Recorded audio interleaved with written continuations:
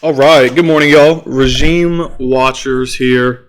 So we got a pretty funny thing that happened here. As predicted, Khanna is making his obligatory appearance to defend himself and attempt to feign concern about free speech. So this was predicted by last week. I did queue it up. We're going to take a quick look at Robby's segment, I believe from last Monday, about the whole Twitter files thing, and you'll hear what I said. Unfortunately, the video footage of me that usually is the top left corner is going to be blocked by this video footage. Either way, you'll hear it, and just check this out. Documents. A backlash like nothing they had ever seen before. Representative Khanna, a progressive lawmaker, repeatedly emailed Twitter communication staffers to complain that the staff were violating First Amendment principles. He raised... Okay, so they're going to give access journalism for one fucking Khanna guy. So, of course, they're going to give him huge props and fucking lick his balls. But, yeah, like... You know, he points out that they're violating First Amendment principles, and we give them fucking a bunch of pats on the back. But, you know, in the second that you just did, you totally agreed with someone who downplayed.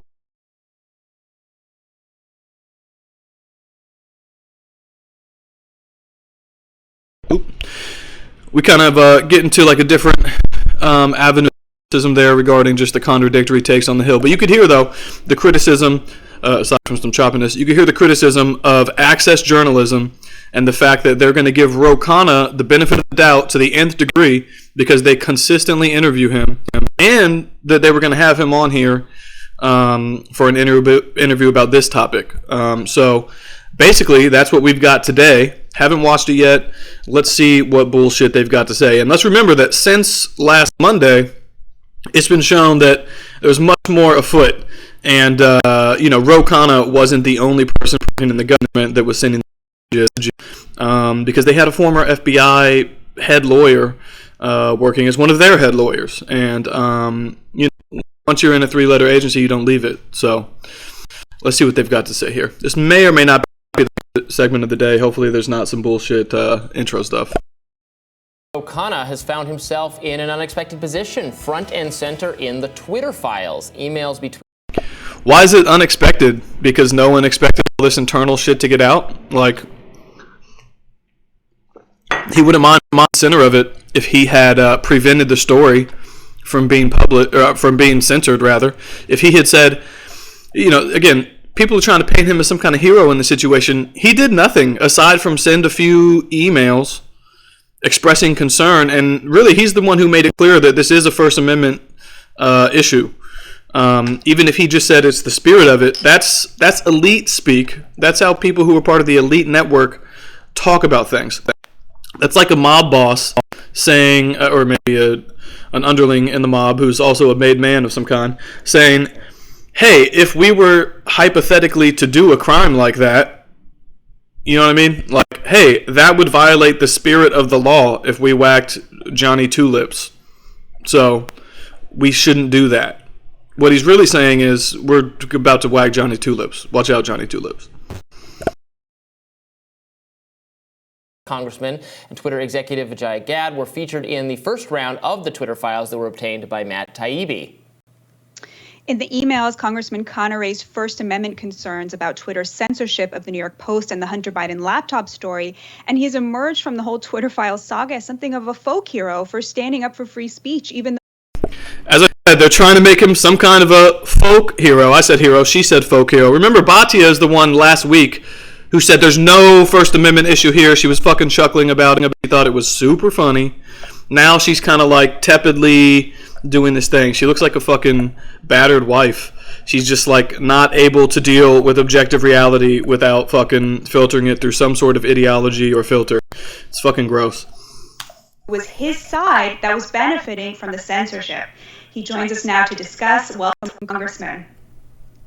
Great to be back on. I have to say, I cannot think of another politician I could name who I could picture standing up for something that... Again, in this, when she says standing up, she just means sending a couple of emails. So he's doing the same type of activism as the WNBA did in their efforts to get Brittany Griner released from Russian jail. He did nothing. The story got censored.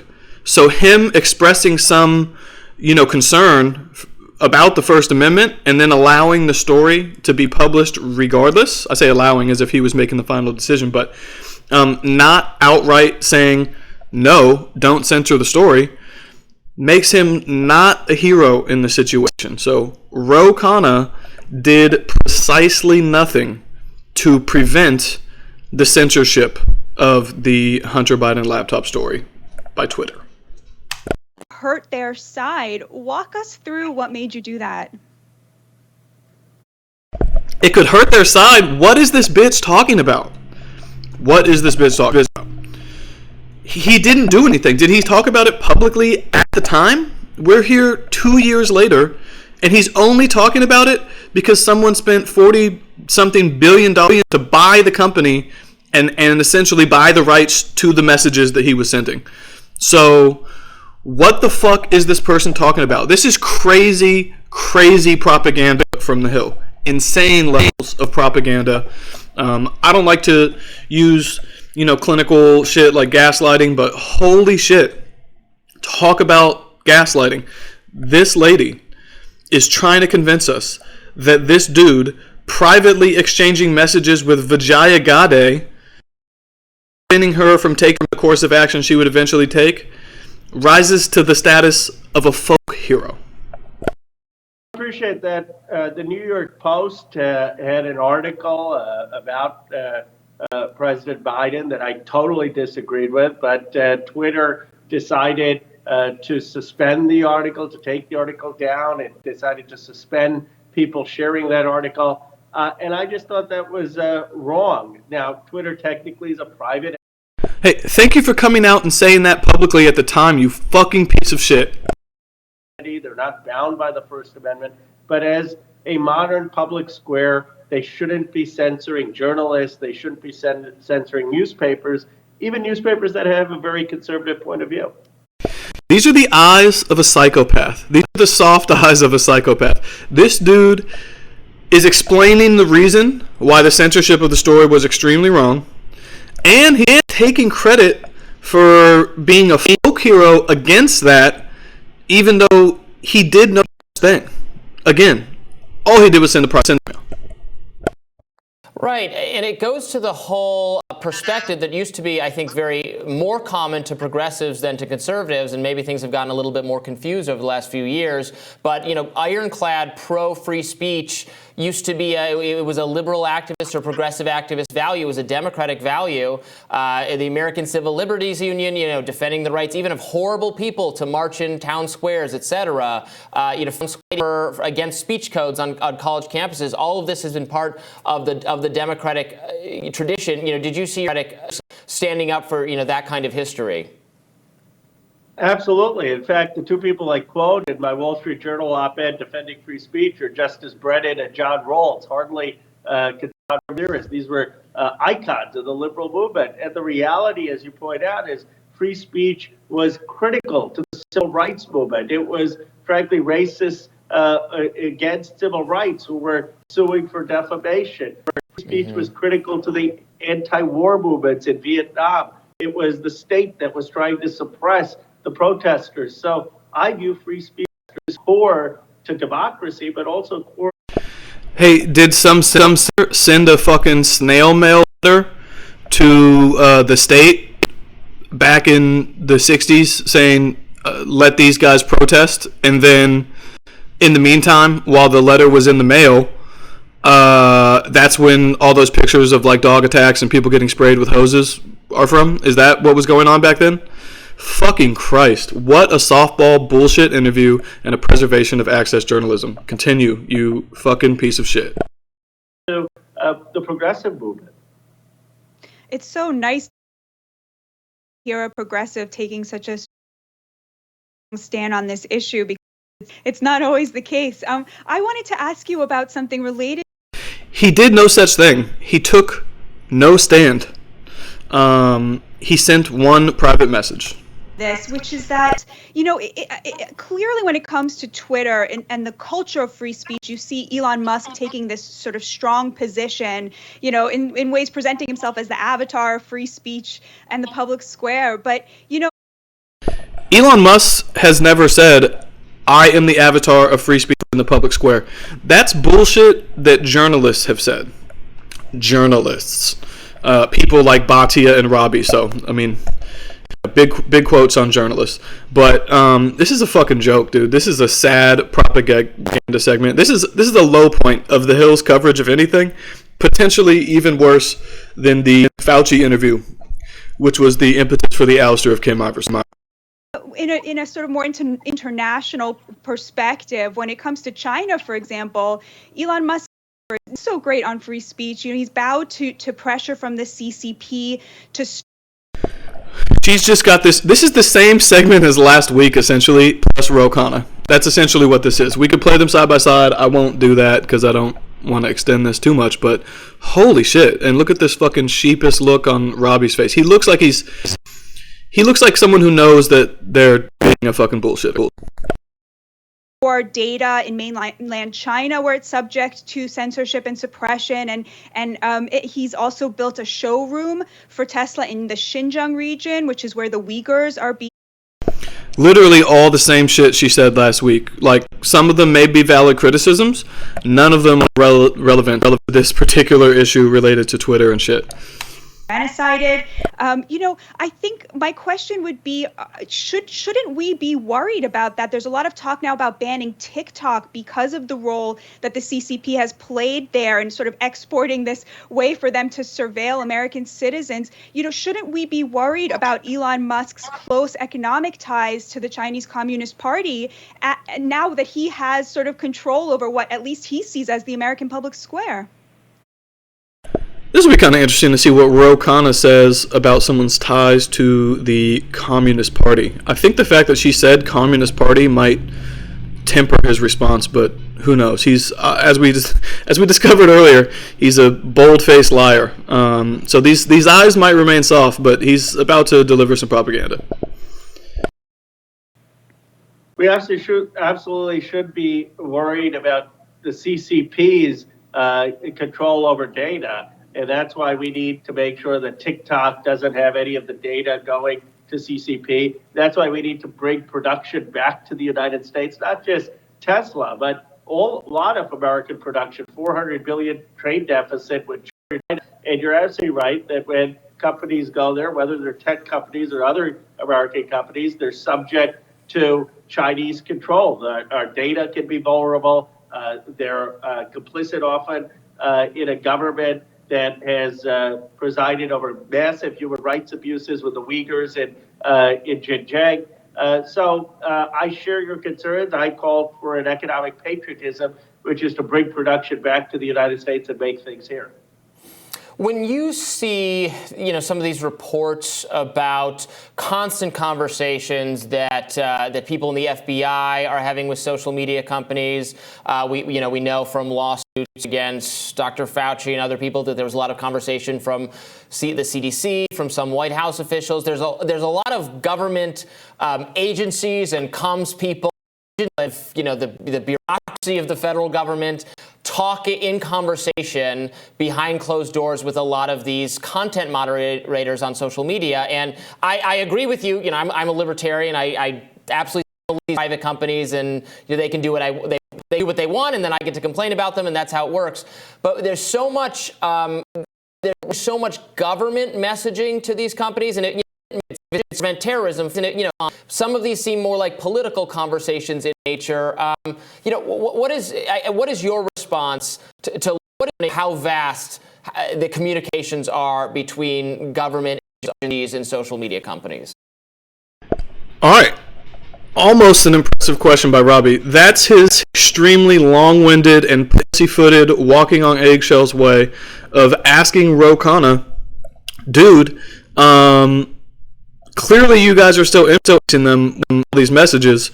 How is that not a problem? That's essentially what he's trying to ask there.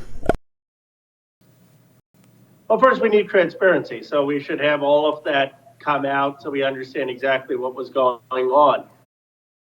Yeah, that's what Elon Musk is doing, except the FBI lawyer did some of the documents, presumably. So he probably won't mention that. And speaking of which, have they brought up Jim yet? Let's see if they do. The government is not the arbiter of truth. That's a famous Supreme Court case that says that we shouldn't be in the business of viewpoint discrimination. Now, it's a different matter if there's an account that is spewing anti-Semitism, blatant racism that people feel is threatening an incitement of violence or a hate crime. That is an appropriate flag for a government agency. This guy is no champion of free speech whatsoever. He lumps hate speech, and anti-Semitism, and blatant racism in together with incitements to violence. So anyone who actually cares about the principles of free speech does not group incitement to violence with hate speech. That's a good litmus test for you. I'm not going to say that it's absolute, but might be reason to start listening a little closer if you hear someone grouping all those things together, because that's how you get from Kyrie Irving tweeted a link to a documentary that is mostly about Black Hebrew Israelite bullshit to that's an incitement to violence. The way that you get there is by people like this asshole casually grouping together unlike things. Also could be a compelling interest on public health if someone is promoting blatant misinformation that courts would consider harming public health. So, see, this is the doublespeak of a propagandist. He just fucking said the government shouldn't be the arbiter of truth. Now he's saying that courts could deem something blatant misinformation. Under Brandenburg, the First Amendment has limits. You can't just go hurt the public health or incite violence. But the question is, so again, now the grouping of unlike things, now we're doing it again 30 seconds later, and we've gone from grouping anti-Semitism and racism with incitements to violence to grouping medical misinformation with incitements to violence. That's what's going on here. These are the tactics of a propagandist. Government go beyond that to viewpoint discrimination, where if someone disagreed with their point of view, if they're trying to censor that would be wrong, and that's why we need all the information. Congressman, your record on issues on rural America, on reshoring manufacturing, investing in Appalachia, the Valor Act, and free speech. I don't know. To me, you sound a lot more like a kind of new Republican than a progressive today. What do you think of this talk about the realignment? Trump's economic populism was sort of very much in line with a lot of stuff you care about, no? Well, this is thesis, antithesis, synthesis here. This is, last week, I'll have to make a longer video about this at some point, or a more focused video. No one's going to fucking even be watching this one at this point, but these are dialectical enforcers. And so what you see is that when someone has nuanced views, someone who claims to be progressive, like this piece of shit Khanna, when someone has nuanced views, this show wants to say, hey, aren't you kind of sound like a Trump guy. Your economic concerns sound a lot like Trump's economic concerns. And then you get this fucking dumbass smile here. And she's smiling. She's smiling because she knows she's asking a bullshit question that's meant to put this guy in an ideological box. And so now he's going to have an opportunity to distance his own economic concerns, which are one and the same from many conservatives, as she just outlined. He's actually having the opportunity to distance himself from that now.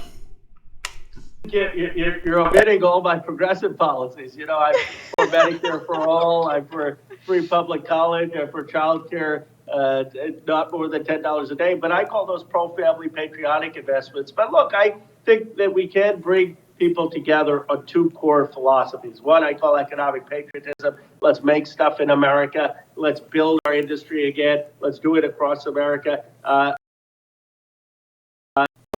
On that, and then we can debate the policies that get us there. And two, let's have an adherence to the Constitution and a love of this country as the greatest democracy in the world. I think if we do those things, then we can argue on Medicare for all. What a piece of it. Argue on $15 wage and argue on free public college. And look, I say that on conservative or liberal places. We're going to call it there. Like I said, no one's fucking porn anyways, but these motherfuckers are the most blatant propagandists. It's totally bold-faced. They are, at this point, really scraping the bottom of the barrel for any sort of journalistic integrity. I think they've thoroughly lost their grasp on that point, and I think this was a worse showing than the Fauci interview. Thank you for checking this out if you've been listening the whole time.